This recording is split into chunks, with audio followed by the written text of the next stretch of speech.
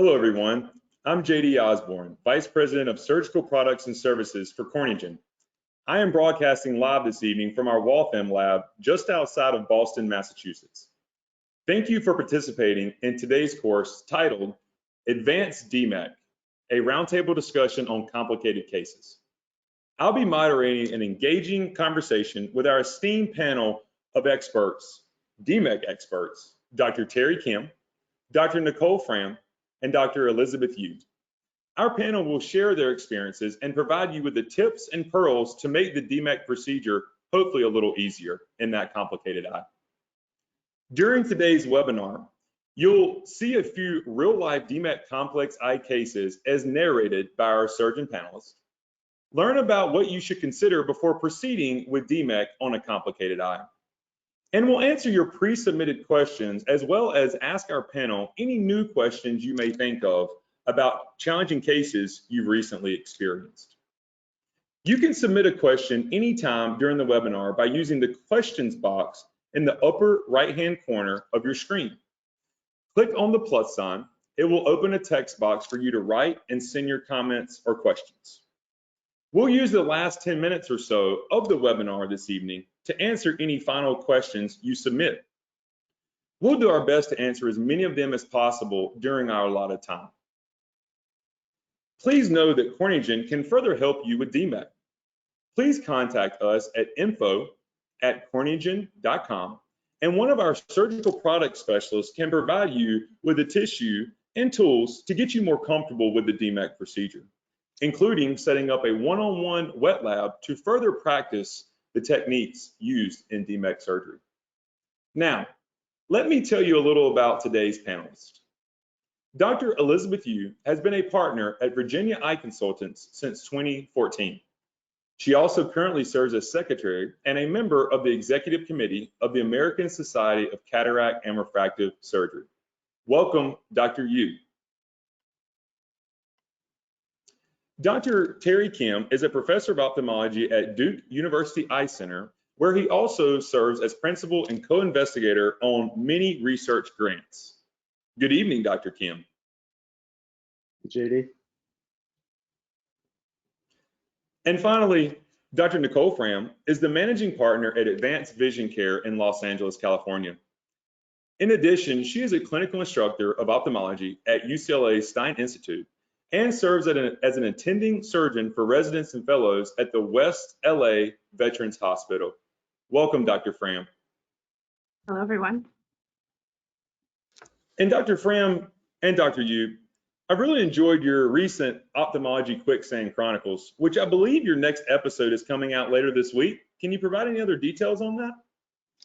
It's a great case. So we've got, actually it's probably coming out later, maybe Thursday, Friday. John Berdahl is the surgeon guest, and fantastic case with great learning pearls, really from the heart. And as you know, John Berdahl is just a wonderful person all around. So really excited to share this podcast with you all. Great. Well, we'll be sure to tune in. Thank you all again for joining this evening. Now, before we get started, we want to best understand our audience experience level with DMEK this evening. We've developed just a few poll questions to learn a little bit more about our participants tonight. During each poll question, you'll be able to click on the answer that best reflects your experience level.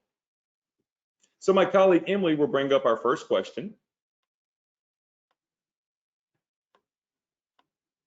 And as you can see here, how many DMEK procedures have you done to date?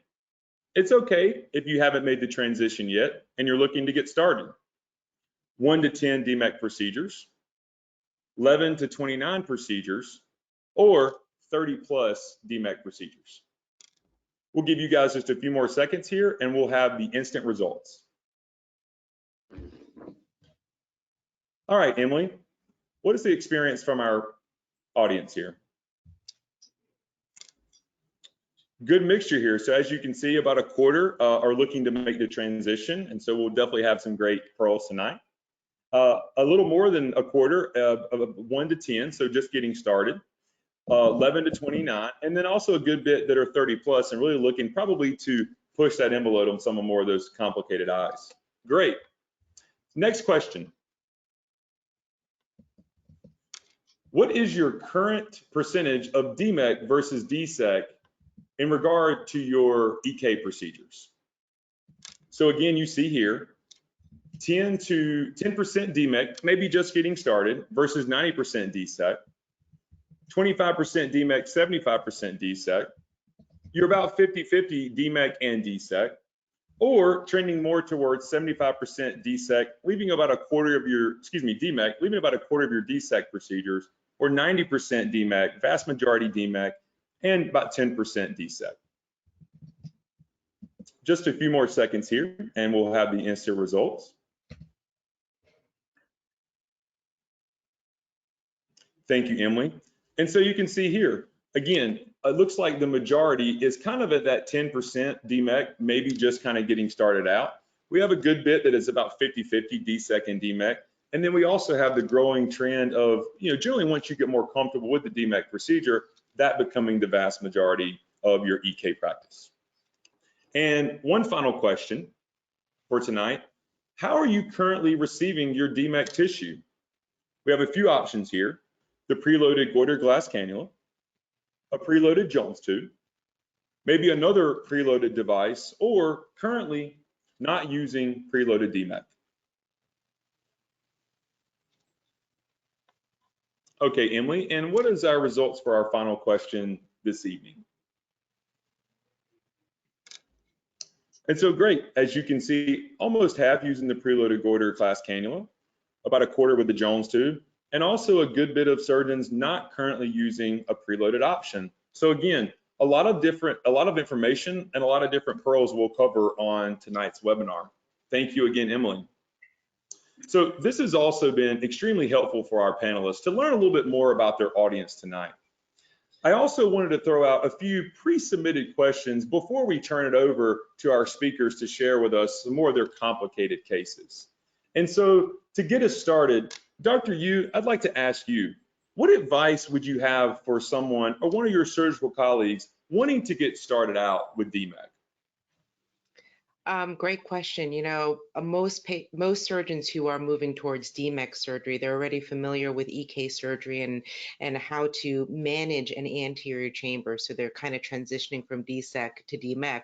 There are some who are just going straight to DMEK surgery.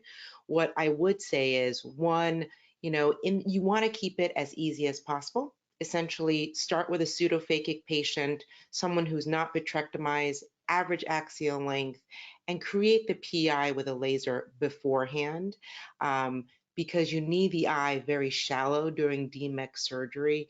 And so you just want to make everything as easy as possible. And that's where I would say you should start. And of course, good visualization would be another big plus. Good. Dr. Kim, anything to add there?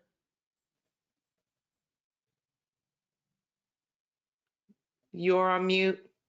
You're muted. I'm glad somebody got to him before I did. I was just testing you guys.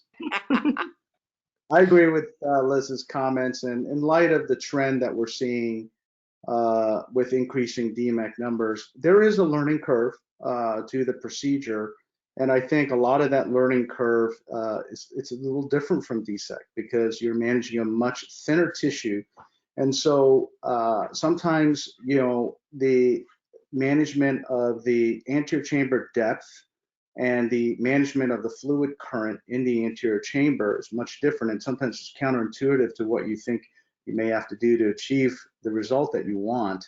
So I think understanding that takes a little bit of a learning curve, but once you do, I think it's a very rewarding procedure, and we've seen from the data that the patients recover their vision quicker and they get better visual acuity.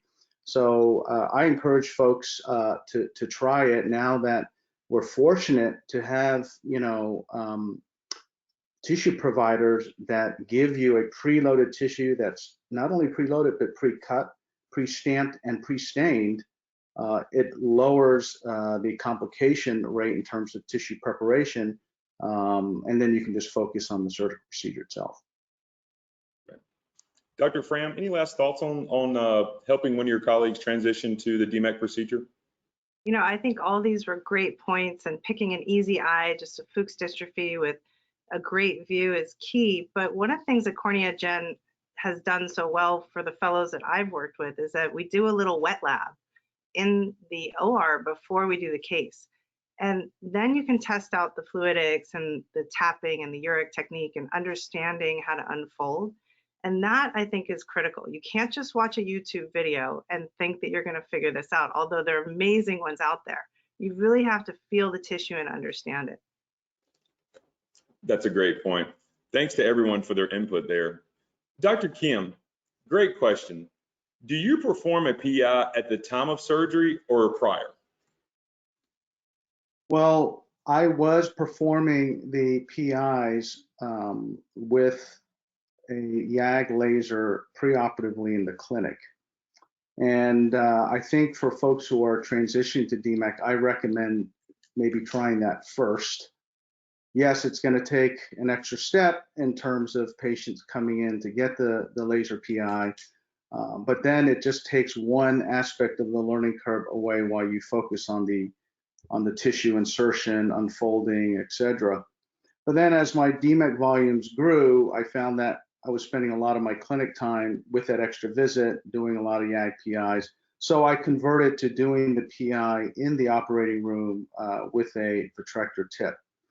And so that's what I'm doing now, but we're going to show you some cases where, you know, you can have a learning curve certainly doing that, and also having some bleeding that can occur intraoperatively, especially folks who are on any type of anticoagulation. So it's a transition that I think has worked well, and I feel comfortable doing it intraoperatively. And hopefully with the pearls that we are planning to share with you tonight, it's a transition that you can make too if you're ready to make that step. Dr. Fram, intraoperatively prior to the DMEK procedure for your inferior peripheral iridotomy? Very good point, inferior. So, you know, initially I was, you know, using a cystotome and scratching down, and then I would get a lot of intraoperative bleeding. If you have a good view, I still like to do it in the office, and I do a laser PI inferiorly. If there's not a good view, we have a quick, easy fix that we're going to show of doing it with a vitrector. The key is to have infusion going, or a tamponade with some viscoelastic in the eye when you use that. But, you know, now you can do complex DMEK and have a little bit of a cloudy view, but use the vitrector to make the PI and get it exactly the size and where you want it. Dr. Yu, any further comments on that inferior PI? Sure. Sometimes you try to do the inferior PI with a laser before. Don't take too much time. If it is that you're not getting past the inferior iris because it's velvety and thick after 4 or 5 shots, you've thinned it, and that's already going to help you. But generally, I will do it at the time of surgery. I don't have the luxury of opening up a vitrector. I think it's a great way to do it. I love doing it that way, particularly if I'm doing like an ACIOL surgery, to be very, very exact with this. I generally will use an MVR blade 19 gauge as well as just a normal Sinskey hook. So I'm doing more of a blunt procedure where the Sinskey hook is coming from under the iris, exactly where I want it to be. And I tap down and kind of massage till I can see everything's thinned out. And I see that there's no issues and no evidence of bleeding. And I'll go through that area with an MVR and kind of enlarge it. And I do it twice. Great. And it's not only great to hear your answers, but a little bit of the reason why. So thank you for each of that. Dr. Fram, do you prefer air versus gas, gas being, you know, primarily SF6 or C3F8, but why? So, you know, I started to try to do DMEK in 2010. I went to, you know, Frank Price's course, and then, you know, the technique wasn't necessarily there yet. So I waited a couple of years, and then the technique got better and better. Really, I used air in the beginning, and my rebubble rate, you know, was really around 10 to 15%. I know others had, you know, 6%, 4%. And so once I made the transition to SF6, and, you know, I do 16% SF6, I really have had a very low, less than 3% rebubble rate. A lot of it has to do with techniques that we've developed, which we'll talk about. But, you know, Mike Stryko and Mark Terry published on this in 2015. And if you have access to SF6, I recommend it. It does help a lot. I don't use C3F8. I don't necessarily see the need for that. Dr. Yu, any thoughts on air versus gas and what in particular you're doing with your DMEK patients? I do prefer SF6. It's really hard to actually go back to the OR. And I'm also concerned if there is, a full dislocation, and then what if I'm not able to really assess the tissue orientation? So there are concerns for why now, because everything is pre-stained, the S stamp will actually last for several days, if not weeks. So it would be easier even if a dislocation were to occur. But for that reason, my 20% SF6 is my go-to. It allows the patient more freedom to kind of get up and do as they will, and go on with their day and their week, just understanding that the vision in that left eye will be very blurry and then all of a sudden pop in. Right. Dr. Kim? I agree with Liz and Nicole. I started with 20% SF6 and stayed with it. I had good success rate with it. I think what's key is learning how to size your bubble at the end of the case. I don't do a 6 or 8 minute wait like I did with DSEK, where you really want that very high pressure to have that stroma-to-stroma adhesion occur in a dilated pupil. Here, I want a smaller pupil with a patent inferior PI, and I'll do a tamponade anywhere from 90 to 100% just for maybe 2 to 3 minutes. And I'm not looking for that high pressure here. I just want a lower pressure. And then at the end, I may burp a little gas out to make sure that the inferior PI is covered with, some of the BSS. And I do hold the patients about 30 minutes in the post-op holding area, which is not unreasonable. The nurses check their pressure, and then we sit the patient up to assess what the bubble size is. And then you have the ability to manipulate we are never having to insert another or more gas in, but sometimes we may burp a little gas out to minimize the risk of pupillary block. Great. Really great feedback, guys. And thank you for allowing us to get some of those questions out early. We're obviously going to have time for additional questions. And please remember that the live question function that we discussed. Now, I'm going to disappear for a little bit. I'll join you guys again when it's time to ask some of those questions. Dr. Yu, will you please get us started and speak first on DMEK unscrolling complications in a challenging eye? Sure, more than happy to. Thank you, JD, and thank you to Cornea Gen. I am so lucky to be with Drs. Terry Kim and Nicole Fram here. If we go ahead and press play.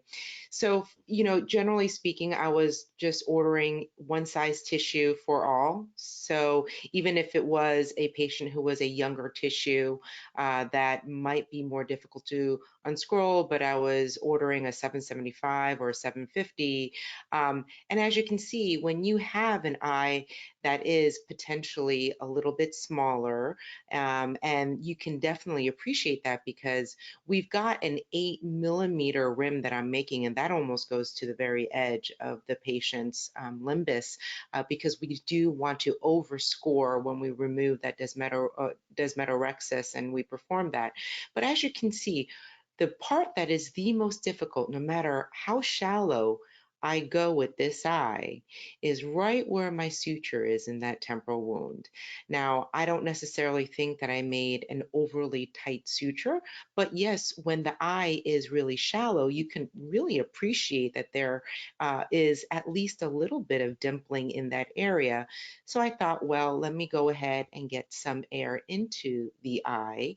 And once I get a little bit of air, I'll release it. Let me see if I can kind of shimmy and open up the entire graft over.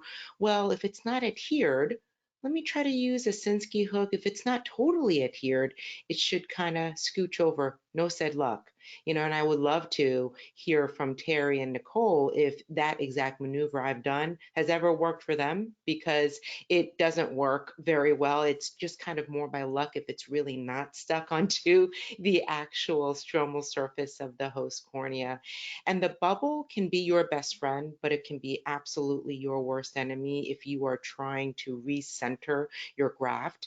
At any point, if you are trying to recenter the graft at all or unscroll the graft, and many of you will already know this, there should be it's very hard when there's even a little air bubble in the way that is actually pushing against the edge or lip of your DMEK graph, because it just will keep it from unrolling and unscrolling. So the key things here are, one, especially if you know that you've got a smaller eye or younger tissue, consider getting a smaller graph so you don't have difficulty like I do. And as you can see, remove as much air as possible at all times. And then sometimes it's a little bit of, working at it in order to get that DMEK centered and to get the air into the eye. But as you can see, shallow sometimes is never shallow enough. And then there are, of course, different pearls that I would like for Terry and Nicole to impart upon, what we can do in these kind of more challenging unscrollers. So, Dr. Fram, what are your thoughts? This, as you can see here, is there a certain size that you would prefer? What is your go-to? Is there anything that I'm doing that you would have done differently? Yeah, I think that when I first started, I would do 7.5 millimeters as my request, because I wanted to have a space between my desmetorexis and my actual graft. And that was because, it's been shown that you have a lower graft attachment rate. In this case, the suture is not your friend. So the suture is actually keeping you from being able to unfold in some of these cases. The other thing is if the enemy of good is perfection. There are certain points in this that you had it good enough. And I think, Dr. Mellis has shown us, it doesn't have to be perfectly centered as long as you did a big desmetorexis. So, I think that your perfectionism is great here, but you did have a couple moments where you were okay. When you have the scrolls coming up and it's younger tissue, you can just go ahead and put a bubble on top and then use that, kind of like the Mellis technique. But I think you persevered and got through this really well. So that's a great pearl, is that, really oversize the desmetorexis. So even if it is a little bit decentered, you're in good position, just like you said, I was really, right. Yeah, you'll have peripheral microcystic edema, and that's the problem. Right, that's true. But you'll be attached. I'll be on. Dr. Kim? Yeah, Liz, great case. First of all, I agree. The most important point is, don't fret over a mildly decentered graft, because sometimes, you end up then trying to detach the graft, and then you just can't get it back to even where you had it the first place. And then you've stirred up a lot of pigment that can start forming a fibrin reaction. Then you're going to have trouble really, keeping that graft unfolded. So I agree. Garrett Melezis, that's why he's doing DMET and other things, because there's probably some signaling that occurs in the anterior chamber. Once these heal, it's very hard to see the edge of the graft. So I wouldn't fret with that. I tend to use an 8 millimeter pre-cut DMEK graft, and I score maybe just a little over that. I don't like to do a huge overscore because of the problem with microcystic edema that can occur in the periphery. And it's amazing how symptomatic the patients can be with that rim of microcystic edema. I usually put them on some, Mura 128. I think the ointment works better. And with time, it fades, especially as you have those endothelial cells slide over. But otherwise, the other thing that you can do when you can't get your chamber shallow enough is you can use your finger and press on the equator of the globe, and that will help compress that anterior chamber and shallow it. And that's a really effective technique. Sometimes, you have to do that with maybe a pinky or what, so you can still have two cannulas so you can tap with. But that's a real technique, and I really recommend. Michael Strako has a great video on YouTube. Just Google or just type in on YouTube Mike Strako DMEK. And what I like about the video compilation is it also shows a hand-drawn diagram, so you can see what the AC or anterior chamber currents are doing when you're tapping. So, a great case, Liz. Great. Dr. Yu, Terry Kim brings up a great point, and we actually just received a few live questions about a really deep anterior chamber. And so are there any other little tips or pearls, obviously, other than maybe pushing down on the sclera that you guys have used or are aware of, and just trying to get that DMEK allograft to unscroll in a really deep chamber? The one thing I will say is, I'm always scared of having a flat chamber to the point where the actual graft might collapse on itself. But I've over time have told myself, you just can't be nervous about, you sometimes have to go almost completely flat before you can get that DMEK to unscroll. So that is a fear and a hurdle that you do have to get over. And clearly, it is something that you can get there with experience and time. But irregular corneas, like a keratoconic cornea, where there's a lot of patients who have both keratoconus and Fuchs dystrophy, where it seems like the AC just can't get shallow enough, or in a post-vitrectomized eye, those are the eyes that will want to not be shallow. So those are the cases you don't necessarily want to start with. Absolutely. Yeah, Those, go ahead. Go ahead, Nicole. those are the cases that I will definitely use a bubble on top of the graft to unfold it, like a very small bubble. If you take a TB syringe and you only put 0.1 cc, you can get that little small caviar bubble. Put that either inside the lumen of your DMEK that's scrolled, or just on top to help unfold, and then get the entire graft flat with shallowing the chamber, then take the air out and go underneath. And that's been my go-to technique for these deep chambers. Yeah, I was going to say, be wary of eyes that are post-vitrectomized and ones who have had a secondary suture or a Yamini lens. Those are typically the ones where it's hard to shallow that chamber. And I will tell you, we've been in cases with those type of eyes where it's taken 2 fingers on opposite sides of the globe to really try to get that chamber as shallow as you can. So what I recommend in those kind of cases, when you know you're going to face that situation, is I try to orient my goiter cannula so that I can try to get the graft inserted in the correct orientation. That's going to help about, and I try to do it with minimal, fluid in the anterior chamber, so it's already on the shallower side, or as shallow as you can get it. You don't want to overinflate the anterior chamber in those cases when you're trying to insert the graft. So you can have your cannula in the incision and try to shallow the chamber through your paracentesis incisions, or you can just simply come out and burp through the main wound. Just make sure you have minimal fluid there so that when the graft is inserted, you can kind of see the orientation and hopefully have minimal tapping to unfold that graft, because that's what's going to be the recurring problem in the deep chamber if the graft flips, struggling to get that graft in the correct orientation. That's a great point, Dr. Kim. And you touched on a few things like the Yamani lens and the sulcus lens we're definitely going to come back to. So Dr. Yu, thank you so much for getting us started this evening. And now we're going to turn it over to Dr. Terry Kim, who also has a few videos and a fellow to pick on. Dr. Kim, take it away. Always.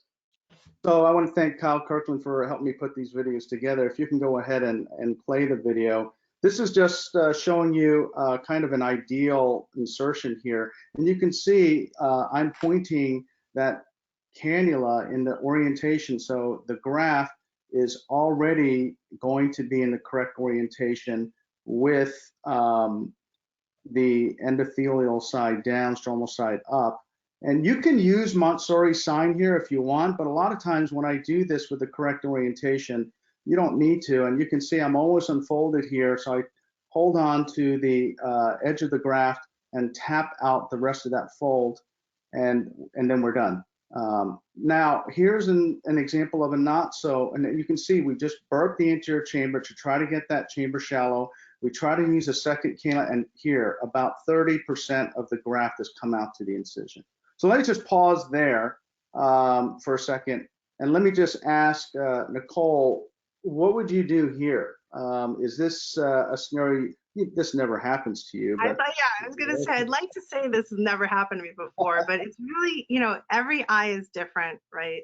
And the fluidics are different in every eye. The posterior pressure, all those things. When this has happened to me, what I'll do is I'll take a 25 gauge forceps, like a grease hopper, without serration on it, and I'll go from another paracentesis and I'll pull it into the eye. And so I figure there's one area, and in my other hand, I'm using infusion to kind of keep the chamber formed while I'm doing it. So it's tricky. I've been there. And the reason why this happens is because the fluidics. And so shallowing with a 0.12 or something else from the paracentesis is extremely important as you're insuturing. And so I put a little fluid and I shallow, and I put a little fluid and I shallow, just to get to know the eye a little bit before just shooting it in. Liz, I know you're always ice under pressure here. What would you do in this scenario? So, I mean, I know we all do this, where when we do inject it, we also kind of inject at an angle, to try to get the tissue to go in. And you guys saw, I mean, I like the suture, I mean, it can be your worst enemy in unfolding or unraveling, but generally speaking, it's not, especially if you don't tie it down like I did and bury it before the very, very end. So especially if you're doing this early on, actually pre-placing your suture into the wound and moving it over to the side and injecting can be helpful, but absolutely, as you are injecting, kind of moving it over and making sure that it is in the eye, even if it's a little scrolled and smushed, before you pull out and you're no longer injecting anymore to prevent any egress. That is helpful. But certainly once you actually have this happen, right now, the endothelium is what is scrolled up. I'd be fine grabbing onto where I see the stroma and kind of, tucking it and pushing it back in with fluid going into the eye at the same time from a para. Okay, so you can play the. I'm sorry. Go ahead. Just a quick question specifically to the goiter. The question is, any concern about the goiter bevel tip up versus down during insertion? I have no concerns of what that orientation is. My main thing I'm looking at is the orientation of the graft within that goiter. So usually you'll see what I call the collar sign, and the graft at some point, you'll see this little apex of that collar, and that's what I want pointing up, looking at me through that goiter injector. If it's to the side, I'll rotate that goiter cannula, but I don't care which way the bent cannula tip is pointing, because I want to try to maximize the chance of me getting that graft in the correct orientation. And a double scroll, if you happen to have that within the goiter cannula, is the best scenario. So, in these kind of scenarios, when you have a graft, that's partially come out, and to the everyone's point, this can happen anytime, but it usually happens when you're putting in the tissue and removing that cannula. And the other maneuver you can try to do is, you'll take an extra hand, is to actually go in and aspirate out some of the BSS, because sometimes you just can't get that chamber flat enough by just pressing on the posterior lip of your paracentesis incision. So you can go ahead and play the video. If it's this amount or less, honestly, what we recommend is just going ahead, and this is just a smooth angle McPherson forceps, and push it in. And we've had good success with this. And this is, you want enough fluid so you can get it in, but you don't want it flat. And the reason why I worry about, pulling it with a forceps, especially through the paras, tearing the graft, which can happen. It's a very thin tissue. And you can see here, we're holding on to the graft to get that last little, I'm sorry, it's a dark iris, so it's hard to see the graft. You can pause it there, but we've definitely had no problems tucking that graft back in. My recommendation, again, if it's anywhere from 10 to 30 to 40%, I think you tuck it in. Now, if it's halfway out, or if it's more than that, I would pull it out. And then, of course, this is definitely not ideal insertion. And I'm not sure if you're going to be able to see it. It happens pretty quickly. But we're shallowing the chamber here. And then what we like to do is tamponade that wound with the cannula to try to prevent the graft from coming out. But you can see right here, Yep. So you can pause the video there. Go ahead, Nicole. Yeah, so I mean, to the point that Liz was making, if you angle the cannula so that it's not, parallel with your incision, then I think Deep Dollywall taught me to kind of tap the whole graft so it's perpendicular to your goiter. Then it's not going to come out.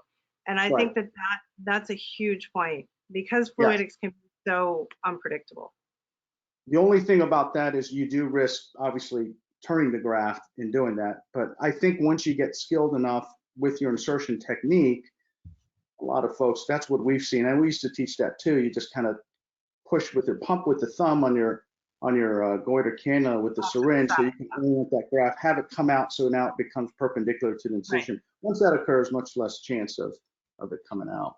Like right here is actually perfect because I don't even go perpendicular, but right here I'll use it to scooch it over, while I'm in. So before I pull out, obviously stop injecting fluid, but at least that way it's not right, in the direction of the, the exit pathway, but rather closer towards the angle. Are you going to coin that, the Lizzie scooch? Is that the scooch it out. Scoochie. Yeah. Oh, I like the Go ahead, Terry. So you guys didn't see this part in the video, but as Nicole mentioned, if you have a graft that pops out, do not panic. I think that's the first thing. What I recommend doing is, and we didn't show it here because it takes place outside the OR scope, is just typically it's still on the sterile field. Just take a smooth tied forceps, lift it up, and put it back into that BSS bath where you originally loaded the cannula. What I like to do, you don't have to have, CorneaGen provides the silicone tubing that you can apply and then put the goiter cannula backwards. I actually just take off the goiter cannula, put the sharp point back into the 3 or 5 cc syringe, just make sure that it's airtight. And then I aspirate on the syringe, and the fluid current will direct the graft right into the wide portion, again, the bigger portion of that goiter cannula. And once it's in the middle, I just put it back on, and then you can go back with inserting the graft. And that's exactly what we did here. You can play the video, and you can see we've reloaded the graft. Of course, we're trying to shallow the chamber more, and then now holding that tissue double guard. Yeah, that's what's hard. And it's interesting. My fellows and I have looked at our results, and and it's only been a handful, but these are not the grafts we found that have that partial dislocation necessarily. These grafts can do great, and you just center here. Again, I like also the reverse tap. I forgot to mention that, Liz, when you showed your case. Again, chamber depth is so important, and you can just shallow that chamber enough where you have a thin film of BSS. You can hold the cannula down and rapidly release it on that side, and the graft will follow that reverse tamponade that you made. And it's a nice way to kind of center that graft. It's called the TK tap and release. But I think Nicole, what you said is true. Every eye is different. So, the chamber management, the fluid current can vary a little bit, but basically the basic techniques that you need to learn are pretty uniform for most of the cases here. So that's my first case. The second case relates to the transition to the PI. And this is, we've been doing PIs intraoperatively with the vitrector tip.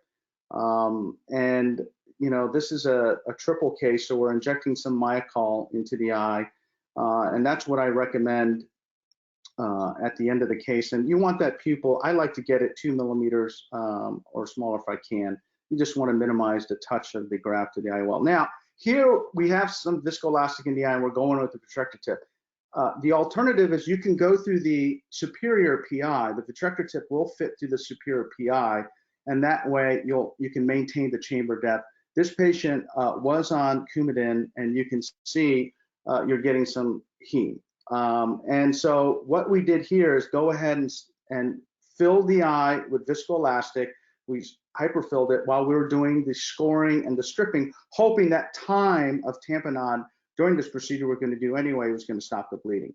So at that point, we aspirate out the viscoelastic with the heme. That's pretty easy to do. It comes off the iris pretty easily. But look at the continued heme that's occurring. And the reason why you really want to avoid this much heme while you're putting the graft in is that can really cause the graft to get very rigid and sticky. And you can end up with some folds that are very difficult to undo. And sometimes it can end up with like an origami type of fold where it's very hard to unkink. So what we do here is we try to put some air tamponade for a while to try to stop the heme. And then at this point we said, let's go ahead and put the graft in.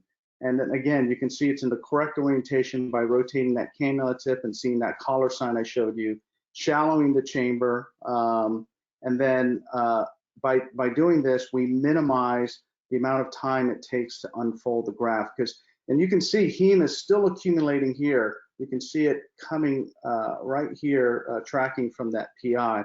And you can see what we do is try to inject some BSS and then aspirate it out. And this is also what you should do if you see pigment coming forward, because pigment can have the same effect on the graft in terms of making it rigid and difficult to unfold. Fortunately, the graft unfolded. Here's that reverse tap maneuver I was telling you, where you can kind of reverse your motion off the eye to get the graft to follow your cannula. We have it pretty well centered. You can see some accumulation of heme there, but the graft is unfolded and doing fine. So at this point, we go ahead and inject the SF6. And, you know, if you have some, you know, heme or pigment in the interface, it's not going to affect the vision. That's certainly not a reason to go back in and undo the attached graft and try to get rid of the debris in the interface. So any comments, Liz, from this case? I know you mentioned you do a manual, and I used to do that too, except with a 30 gauge needle. And I think you're right. I think it does incur a little more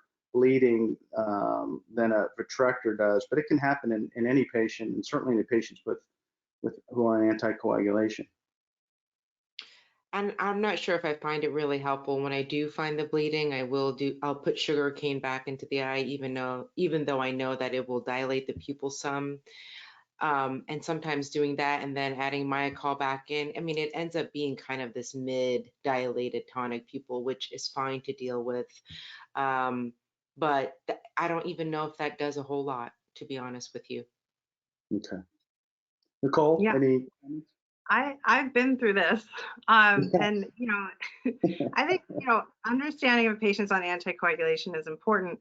I think the biggest point is when you get bleeding and bleeding that won't stop, it's because there's a pressure gradient issue again, right? So you need to have a high pressure situation. This is true for sutured IOLs or any sort of surgery in general. You need infusion going.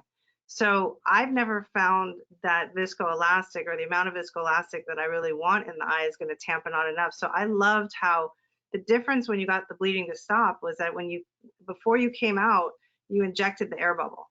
And then I leave that air in there for like 5 minutes. I really want this pressure, you know, to be enough that it will tamponade the bleeding.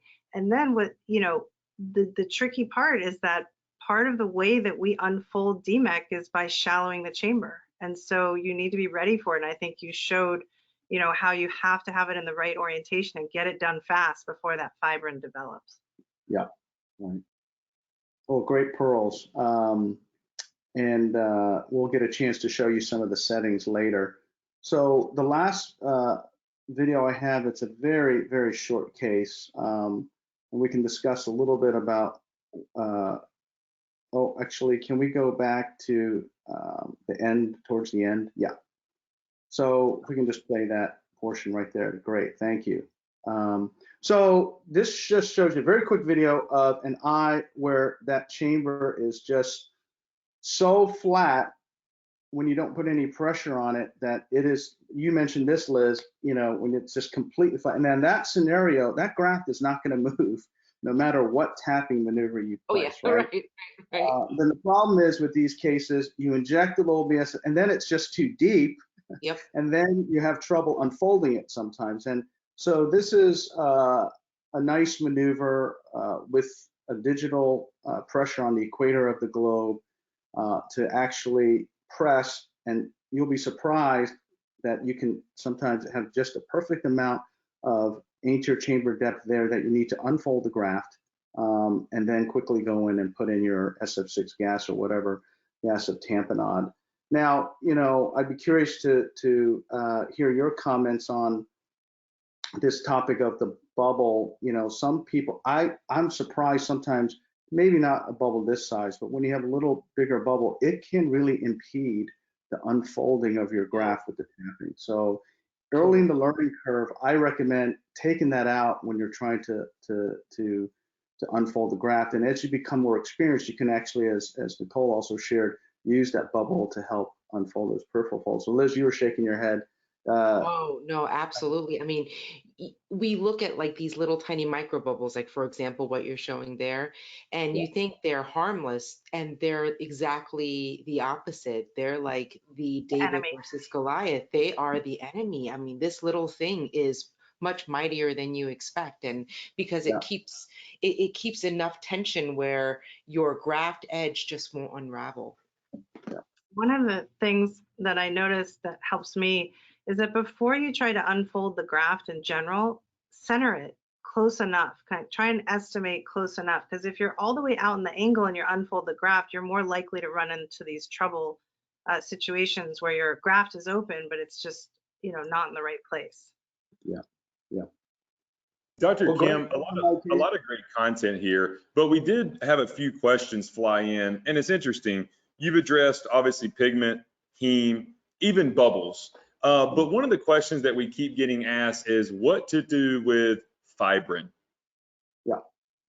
Yeah. So hopefully the goal is to prevent that from happening, because once you have it, it's really tough, to go in, aspirate it, or try to remove it. It's tough, and that's why I say, especially as you're beginning, when you're tapping and you're seeing a lot of pigment release or heme, I recommend just once in a while, deepening that chamber just a little bit, and then, pushing on your perio, your main wound, to flush it out, and then put a little more BSS in and start with your tapping maneuver over. Because once you get the fibrin, it can be very challenging to unfold the graft. So the goal here is prevention. So as soon as you see pigment or heme, try to flush it out occasionally before fibrin really forms. I don't use any agent like TPA or anything like that for these cases. I've never tried. I don't know, Nicole, Liz, if you guys have put in anything for it. I think by managing the chamber and keeping it clear of heme and pigment as you go along will hopefully prevent the fibrin from forming. That's great. Well, Drs. Yu and Fram have nothing else to add. We'll turn it over to Dr. Fram for our last video session of the evening, and then we'll get on more of these question and answers. Okay, great. Well, thank you so much. One of the things that nobody talks about when it comes to EK surgery is the management of floppy iris. And I want to show a video that's going to help you hopefully manage these cases. So this is a patient who, we went ahead, did a basic DMEK surgery, had a surgical PI inferiorly. And as I'm coming out of the wound, I didn't think my incision was that, this is what the floppy iris, was that shallow or short. And we have the iris coming out of the incision. Now, some people would just push through it. I've had a case with a fellow where we pushed through it and we disinserted the iris and the IOL. So there's nothing wrong with putting just a simple iris hook under your incision. Now, this is when we use the larger Jones tube, first generation. And so you want to test the Jones tube prior to using it, because it's a larger incision than the goiter tube. Now the Jones tube is smaller at around 3 millimeters. Here we're just taking out a little tag, but now I don't have to worry about the iris. Now this was also when we used to make our own tissue, harvest our own tissue, and this is the rim, and I'm showing how the fluidics can just be so unpredictable. I used to test it, and so you can see whatever I'm shallowing with right here is not enough. So there's actually the rim of the tissue that I was testing was coming out. So I know now when I'm going in that I want to shallow as much as possible. But the one thing I don't have to worry about is the iris. I don't have to worry about the iris coming out. Now, some people may say, well, the iris hook could damage the tissue. Well, I think disinserting the iris or the IOL is going to damage the tissue more than just a simple iris hook. So here we're showing how we block. In this case, if it gets stuck in the incision, you can do a little bit of a tap to get it out of the incision. We just tap this away from the iris hook there. And here I put about 1,000 sutures in so that nothing would come out. And then we just take out this iris hook very gently. And now we can just see that we can unfold the tissue, shallow the chamber appropriately, center the tissue with the tapping techniques that we've discussed, and we have an excellent outcome. So I think it's really important to stabilize that iris, just like it's important in cataract surgery. It's the same thing in EK surgery. So if something's not behaving and you can't insert it properly, don't be afraid to put an iris hook there. Any comments from Terry about this maneuver? Have you ever tried this? I haven't tried it, but I think it's ingenious. It's a great pearl, and I do agree with you that, you know, I'm sure we're going to face this and are facing this more commonly than we think, because in a DMEK case, you don't have the luxury of constructing your wound long enough to prevent the iris from flopping. You know, typically I like to do a 2mm tunnel on my cataract surgeries, but you don't want to do that in a DMEK case, because oftentimes it's going to affect and overlap where your DMEK graft is. And I really caution exceeding that diameter, because your graft will many times not center, because it will get stuck on where the edge of your internal aspect of your clear corneal incision is. The other thing I'll tell you, I think where this occurs for me is, you know, we used to do the full dilation regimen for our DMEK triples. And what I found when I did that, especially for those dark brown irides, no matter how much mycol or MyStat you put in, that pupil just doesn't come down. And so now you're tapping on an IOL, and you obviously want to minimize graft trauma, so endothelial cell trauma. So now we only put 1 drop of the Duke mix, which is enough to dilate the iris for the cataract surgery. But guess what happens during the phaco? The iris behaves like a floppy iris. And so you can definitely have iris come out of the wound, and we've all dealt with that. So I think that's a great maneuver. One thing you can also do is make a vertical incision into the peripheral iris and reposit, and hopefully it won't continue to come back out. But I love that maneuver. It's a great one. Okay, great. So in the interest of time, we're just going to keep going. So, you know, Terry talked about the management of intraoperative hemorrhage. What I wanted to talk about a little bit is how do we do these vitrectomy PIs? So we'll go to the next slide here. So a surgical PI with the vitrector, we want to put mycol in and bring the pupil down. And then I use a 23 gauge vitrector, but I have infusion going in the eye at all times. I have a cut rate of 100 cut per second, but you have to be on IA cut because you want the iris to go into the vitrector and then cut. But you can do a 1 cut per second if you want to go really slow.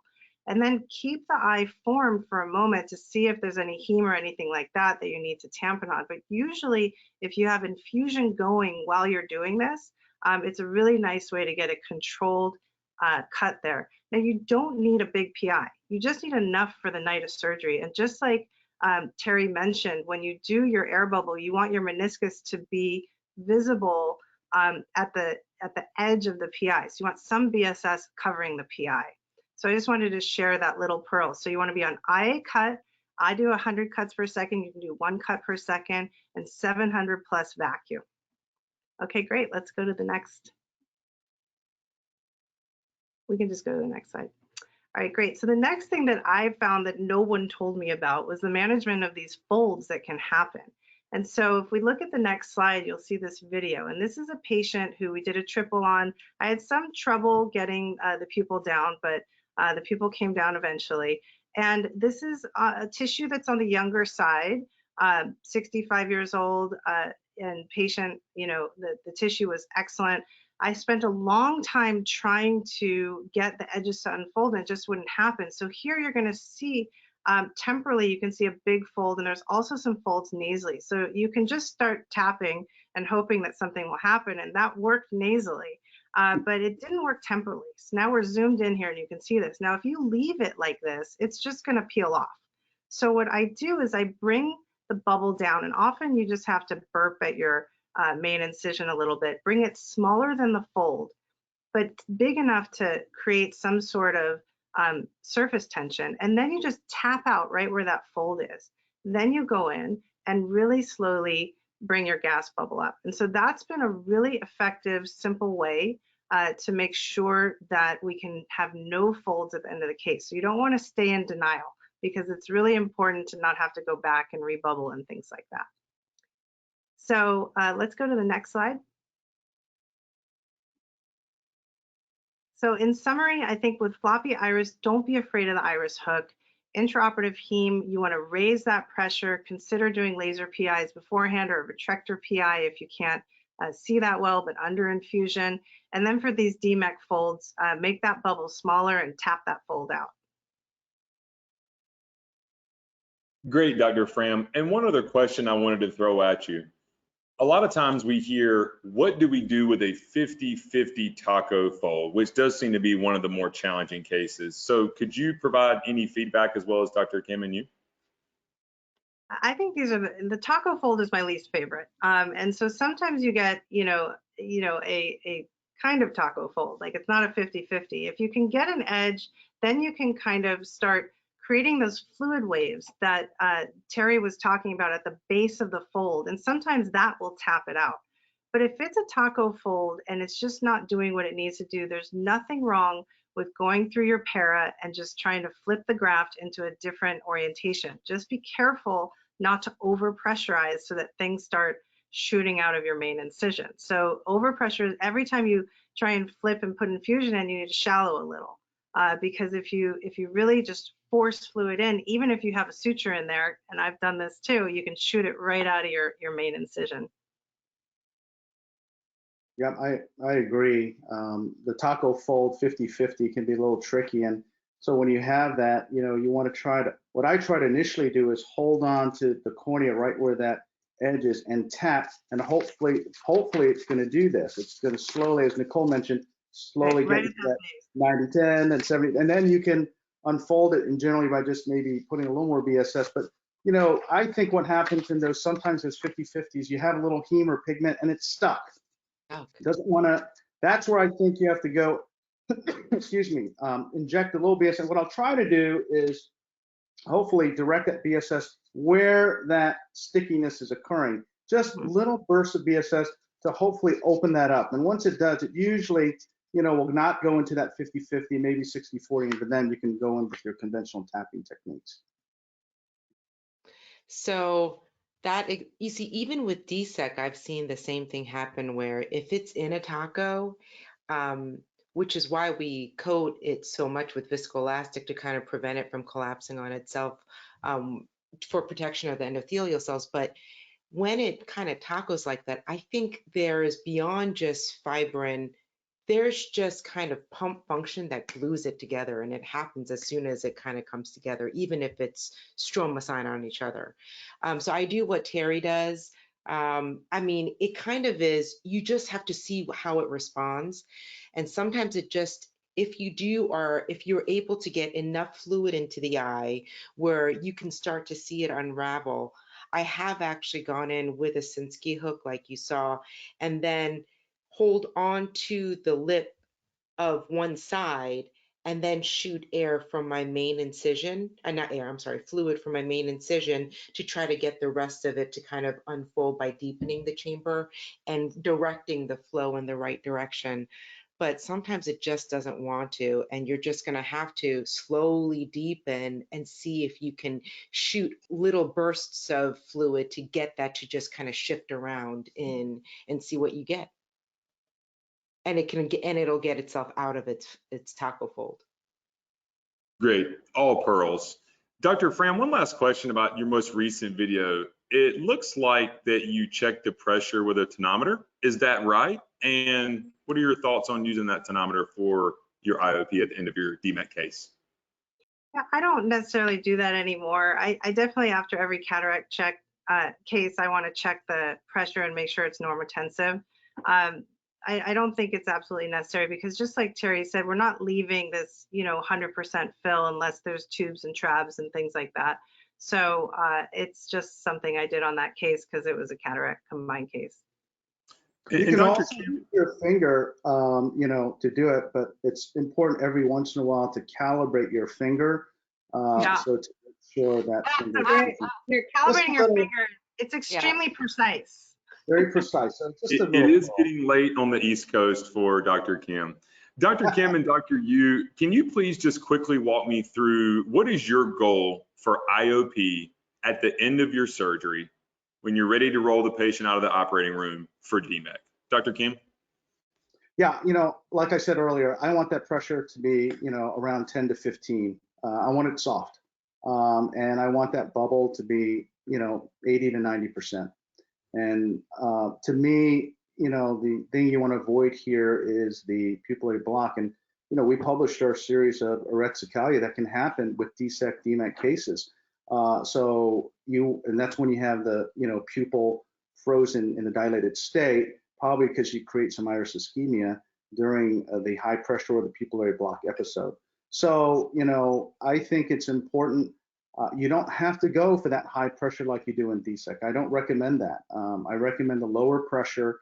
And I honestly just use a dry Wexel sponge and get an idea of what that pressure is like, and manage my bubble size right there in the operating room, and do a post-operative check about 30 minutes after to see what their bubble size is and what their pressure is. And if their pressure is less than 20 and the bubble is past the PI, as Nicole alluded to earlier, I let them go.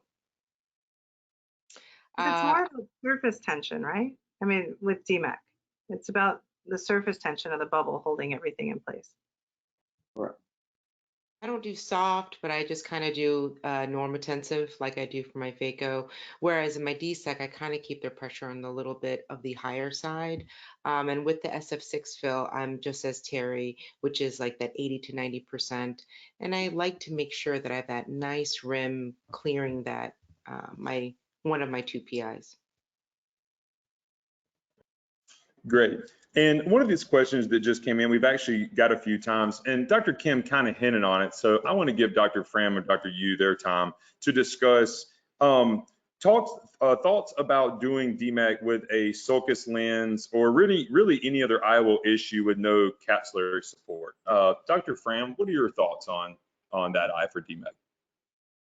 Well, it's really important to know your history of the patient. So if you have a patient that, has pseudophakic bullous keratopathy and they just had cataract surgery, and you need to understand something may have happened in that surgery that made it last a little bit longer. If you have a really good view and you can see that there's no vitreous, you just have to be careful when you're shallowing, and hopefully that IOL will stay centered and you can try a DMEK technique. But if there's a poor view in a sulcus lens, there could be vitreous and other issues. And in that patient, I may just say, let's do a nano-thin or ultra-thin DSEK, because I don't know what I'm going to get into. And managing vitreous and DMEK is not fun if anyone's ever been there. So I think what I've spent a lot of time doing is getting the op notes and really trying to understand that. Liz, what do you think? I would agree. I think especially early on in a complex eye, whether there's hardware in the anterior chamber from glaucoma surgery, or because of a complicated lens-based situation, whether there's pseudophacodenesis, a little bit of decentration, dislocation, or passively placed three-piece IOL in the sulcus space, and you can tell that the posterior capsule's open, I will choose to do a DSEK because it's just more controlled. It's just a more controlled scenario. The first thing I do is I'm kind of testing out, what's going on with the actual lens, if it is a sulcus lens at all. And then in their clinical evaluation, looking to see, is there obviously one, any vitreous prolapse, two, is there any opportunity for me to do an optic capture so that when I am shallowing the chamber or anything, or if the chamber does shallow, because I do a pull-through technique, which does cause the chamber to shallow, and that's when vitreous can prolapse through, and I've certainly had that happen. And it's not fun when you're trying to do a vitrectomy when you've already got your lenticle in the eye. those are the things that you're kind of evaluating for. But in the scenario of having like anything of that nature, if it is something that requires fixation, I will fixate it before I move on to do the DSEK or exchange the AC lens, if that's the hardware that I see, and do a combined exchange with scleral fixation, and then a DSEK would be my preference in that scenario. Dr. Kim, you see vitreous in the AC. What It's does not my Terry fault. do? Never my fault. I sent it to Terry with vitreous in the AC. What do you do? Well, hopefully, hopefully the ideal scenario is you visualize this before you put the graft in. And if you do, then my strong recommendation is go in with the protractor, and probably use some triessence, and try to get that vitreous out. And I agree with Liz and Nicole's comments. The history is important. And if you see that it's a sulcus lens, whether it's a lens that's sutured or fixated in the sulcus, or whether it's capsule support, you got to be, mentally aware that that tapping can, either break the hyaloid face or just disrupt the vitreous to come forward. So hopefully you see this before. Now, in cases where the cornea may be hazier, it may be difficult to identify. But, I think some signs here to look for, especially in these DMEK cases, because the pupil you're generally bringing down, and if you see any pupil peaking, that's Right. going to be, a warning sign that you have vitreous there, and you want to manage it as best you can, and remove that before you put the graft in. In the unideal or less than ideal situation where you've already put the graft in, hopefully you can just push that graft to the side, and hopefully have some iris hold it there while you remove vitreous. And there, you can usually go through your 2 paracentesis incisions to maintain that chamber so you don't keep shallowing it, and you don't obviously want it too deep so the graft comes. You just want it enough so the graft stays in the corner and enough for you to remove the vitreous. That's great. And guys, we have just a few more minutes here, so I'm going to try to really rapid fire these. Dr. Fram, of course you're up first. What modifications do you make for doing a DMEK on a phakic eye? Well, I don't use gas, right? So I do counsel these patients before surgery that it may accelerate cataract development. Even air can accelerate some cataract development. So the counseling for these patients are really important. And these are the cases where I will use air. I will do a PI either with the vitrector or ahead of time in these cases as well. So it's a little bit of a technique change. I definitely think that in some ways these eyes are easier when they're phakic because you have just kind of this bounce, right? So, but at first it's tricky to understand, how am I going to do the PI if I can't see in there, and things like that. Just make sure you don't use gas, just use air. That's great. Dr. Yu, talk to me about doing a DMEK under a PK. So for myself, I always like to have I measure the actual PK size so that I have an understanding. I want my DMEK graft to be smaller than the PK size. It's hard to know, especially it's possible that there's override, underride, where the graft host junction isn't quite at the same plane. And that could certainly be an area that the DMEK may not stick. Also, I think that the fact that it's stained and pre-stamped, all that makes it so much easier.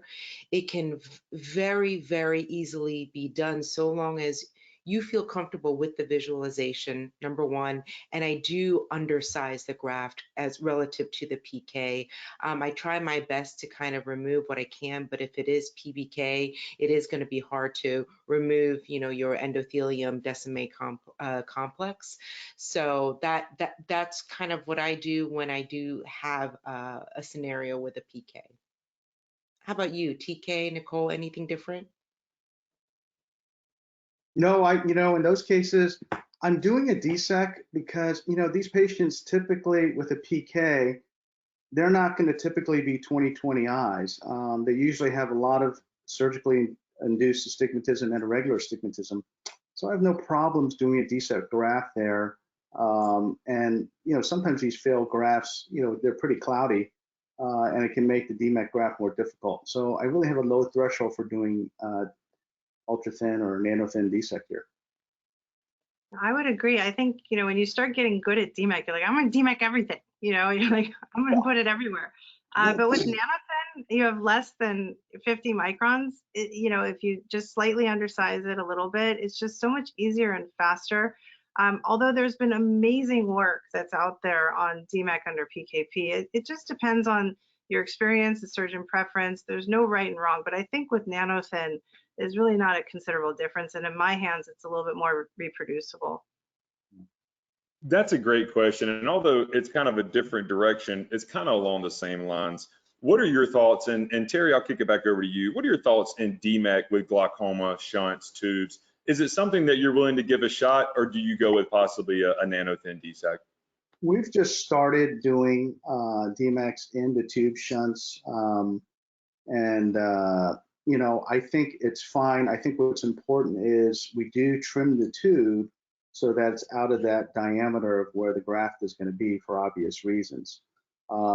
Because I don't think, yes, technically you could have a little more trauma if you happen to be tapping where the tube's going to be and have some endothelial trauma there. But again, if it's a patient that you're going to feel more comfortable doing a DSEK graft, I think low threshold for doing a nano thin DSEK there. They get great results. But I think it's fine too. Now, there are other scenarios though I would definitely not even recommend, like an ACIOL. I don't recommend doing that because you're going to have some problems tapping in that scenario with the graft hitting the ACIOL. Tube shunt I think is reasonable, but again, low threshold to go to a DSEK. If your tube shunt's not functioning, that's one thing. But as we all know, post-op day one, whenever we're doing these in filtered eyes or tube shunt eyes, there's like no gas or air left, even with a DSEK. So my threshold is I just go straight for the ultra thin DSEK simply because I have a much greater chance that with 100% fill, even if I leave the pressure a little bit high, at least, it gives them the opportunity where it's likely going to stick. Where with DMEK, I feel like you need that surface tension for longer, and it's just unpredictable. I think if the patient has good visual potential, I will try it, and we've had some great success. Trimming the tube is really important, but it really depends on a few factors. It's the visual potential of the patient, and also when you have tubes in the eye, you have increased rejection rate. And I've had patients that have had 3 DSEKs over time, and then I went and tried the DMEK, and there hasn't been a rejection since. So you have 6% or 4 to 6% rejection with a DSEK, less with nanothin, around 3%, but then you have less than 1% with 1 drop of loteprednol. So that may play into when you may try to do a DMEK on a patient that's complex with tubes or traps. Great questions, or great answers, guys. Also, great questions. Really quick question just came in. Is anyone ever use a slit beam lamp to confirm orientation of a graft? Obviously, we talked a little bit about some visualization issues, but have any of you ever used that slit beam to confirm orientation? No, I want one. I don't think I'm smart enough to use it. I just need an S stamp. Yeah. And guys, we'll end with this question here. Just walk me, Dr. Yu, if you'll kind of get me started, just walk me through a little bit of your post-op regimen. Again, we get this question a lot, but obviously it's surgeon specific. So, primarily, what is your post-op drop regimen? Are you using some type of subconj injection? And we'll pass along for each, and that'll conclude our Q&A for this evening. Yep. I do Subtenon's Kenalog, which I'll actually put in towards the care uncle, and I use 0.1 mLs of 40 mg per ml of Kenalog. So they're getting essentially like 4 milligrams of Kenalog at the time of surgery. Now, I am a little bit cautious in patients who have glaucoma, but I'm also preparing them pre donor surgery, so pre-EK surgery, to make sure that a lot of that is under control, whether they already need their surgical glaucoma intervention already prepped beforehand. Post-operatively, I do difluprednate, and I do the same thing that I do in DSEK. The main difference is after about a year of DMEK surgery is when, we may move to Allrex instead of maintaining them on their FML or their Lotamax at once daily, with the hopes that after about 2-3 years, they can be off completely. But I don't do that for my DSEK or my PK patients. They go 4-3-2-1, tapering 1 drop per month, and then after that they go down to loteprednol once a day. Terry? Yeah, sure. I typically start the patients on prednisolone acetate every hour while awake for the first 2 weeks, and then they're on a third or usually a 4th generation fluoroquinolone 3 or 4 times a day for a week. And I see the patients post-operative day 1, mainly to make sure that they're not in block and their graft is, usually it's a hazy cornea, so you can't necessarily see the graft that well, but mainly to make sure the pressure's okay, patient's doing okay. And then I see the patients in 2 weeks. And that 2-week visit, I have a pretty good idea of what their graft looks like, if there's a peripheral detachment, et cetera. And that's when I'll typically do rebubble if I have to. Now I do the pred every hour while awake just for that first 2 weeks, and then I typically taper them based on what their edema looks like, because I think those endothelial cells go through a lot of shock where you're doing all that tapping and through all the injection, et cetera, and unfolding. So I think the frequent steroid and the pulse steroid helps overcome that acute trauma. And then I judge my taper after 2 weeks on the degree of edema that's in the cornea.